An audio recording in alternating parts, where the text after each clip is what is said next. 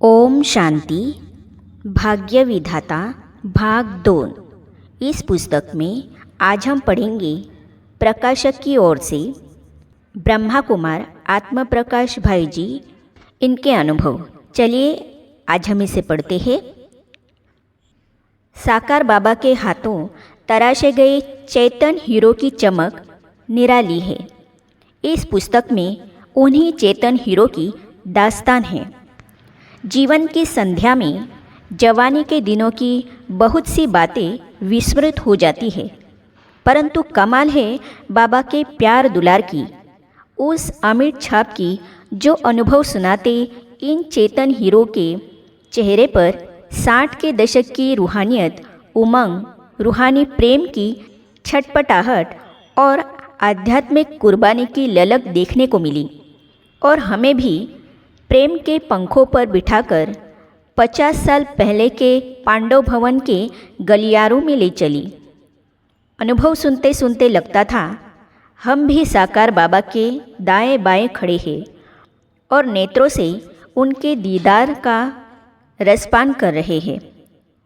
मानवता के उस मसीहे ने अरावली की शांत वादियों में दुनिया की बहती धार के बिल्कुल उलट जाकर अरावली की तरह अडिग आत्मविश्वास के साथ जिस तरह चेतन देवों को गढ़ा है वह आश्चर्यजनक है।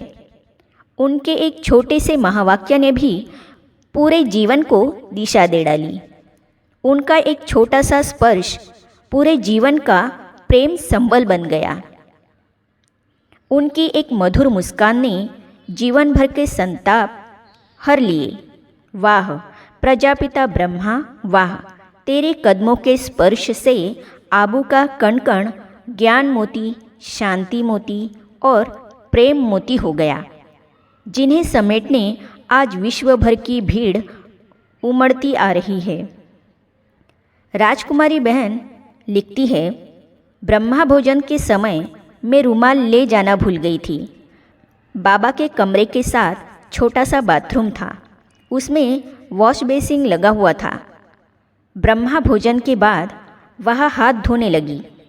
विचार आया कि हाथ किस से पोंछूंगी, बाबा क्या कहेंगे, परंतु जैसे ही हाथ धोकर पीछे मुड़ी तो देखा कि बाबा हाथ में सफ़ेद टॉवल लिए मंद मंद मुस्कुरा रहे थे। उन्होंने समझ लिया था कि बच्ची के मन में विचार चल रहा है कि हाथ किस से पोंछूंगी। कमाल है जानी जाननहार बाप की, कितना प्यारा, कितना मीठा शिव भोला भगवान। गीता में जिसे परात्पर कहा गया है वही निराकार परमपिता परमात्मा शिव साकार प्रजापिता ब्रह्मा के तन में आकर जिस प्रकार बच्चों की छोटे से छोटी सुविधा का भी ध्यान रखते थे, उसे सुनकर तन के रोए रोए में 9 प्राणों का संचार हो जाता है और नेत्रों से बह निकलती है वह प्रेमामृत की धारा जो हजारों हजार पापों को धोने में समर्थ है। उस सर्वोच्च की ऐसी नम्रता देखकर हमारे मन पर से अहंकार का जमावड़ा अपनी जगह छोड़ देता है और आत्मा डूब की तरह लचीली हो जाती है, जिसमें नम्रता और सरलता की हरियाली खिल उठती है। ऋषि मुनियों की एक टांग वाली तपस्या की भेंट में सहल हृदया गोपियों के सच्चे प्रेम पर कुर्बान होने की प्रभु की यह अदा विश्व में आधा कल्प के लिए अटल, अखंड, निर्विघ्न सतयुगी साम्राज्य की स्थापना करा देती है। दिलों में उतरने की कला, ऊंचा उठाने की कला, भूले हुओं को स्मृति स्वरूप बनाने की कला, बिछड़े हुओं को दिल तख्तनशीन बनाने की कला और माया से हारे हुओं को माया जीत बनाने की कला कोई प्रभु से सीखे। राजेश्वर भाई लिखते हैं, कानपुर में जब बाबा आए थे तो बाबूजी के मकान में ठहरे थे। तब मैंने बाबा के साथ बैडमिंटन खेला। बाबा जीत सकते थे, परंतु जानबूझकर हार गए। मेरे मुख पर भक्ति मार्ग का एक गीत आ गया। कैसो खेल रचो बनवारी, हारत आप जितावत हमको, दीनन के हितकारी। बाबा ने इसे स्वीकार कर लिया और बोले, बच्चे अब तक हारते ही आए हो, अब बाबा आया है जीत दिलाने।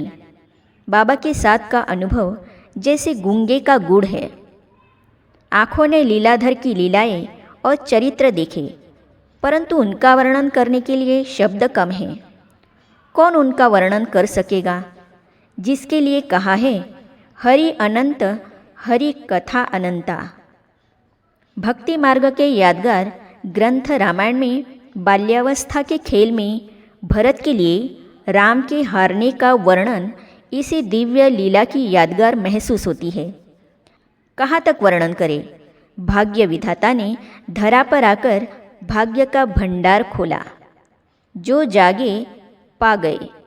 उन भाग्य पाने वालों को भी भाग्य विधाता के साथ कोटि कोटि नमन।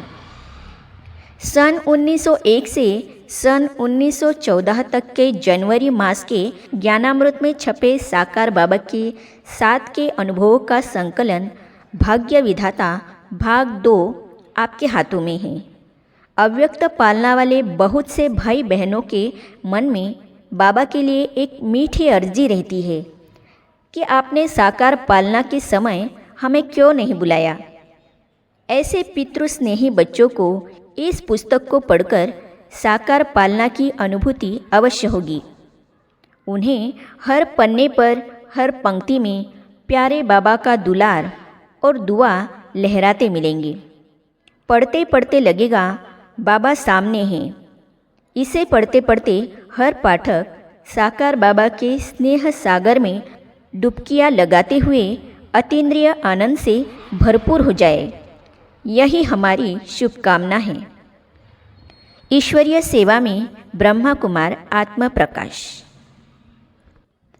आगे हम पढ़ेंगे वो दिन कितने प्यारे थे।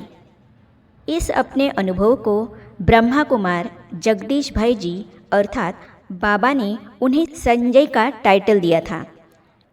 मैं यह समझता हूँ कि मैं कितना सौभाग्यशाली हूँ। कई दफ़ा गदगद हो जाता है मन, रात को नींद टूट जाती है। वो मूर्त मम्मा की और बाबा की सामने आ जाती है। तो इसे हम पढ़ेंगे अगली कड़ी में। तो ये जानने और पढ़ने के लिए इस चैनल को सब्सक्राइब करने के साथ ही साइड में जो बेल आइकॉन है उसे भी क्लिक कीजिए, ताकि आने वाली सभी वीडियो और अब तक की सारी वीडियो आप तक पहुंचती रहेगी। ओम शांति। धरती पे शिव शक्तियाँ आ गई।